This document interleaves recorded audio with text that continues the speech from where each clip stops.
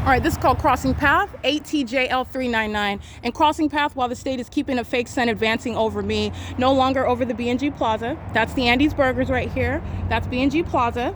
This is Metro 102 Apartments right here. Metro 102, this is Ontario Town Square Townhomes. While I'm over there and I'm showing you what is the face of those apartment buildings, you're looking at what is a light source that is advanced beyond that location remaining over me. Third parties engaging in that conduct is called crossing a path, and directed light remains on the street. The entity engaging in moving directed light all across the properties. And this is, again, I'm already at the Ovid Family Community Library yesterday at 10:36 a.m.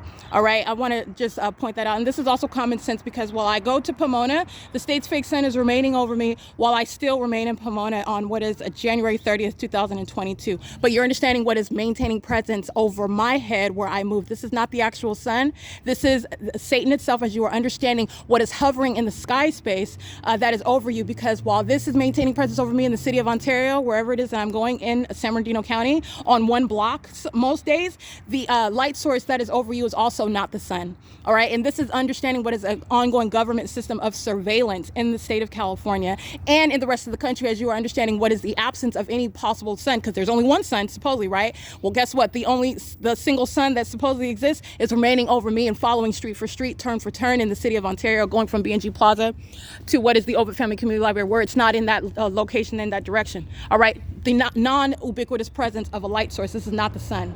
All right. This is demonic. These are the demon possessed, and they're monitoring with communication devices. This is called Crossing Path, 8MNH769, and directed light moves across surfaces while they are stalking in the path.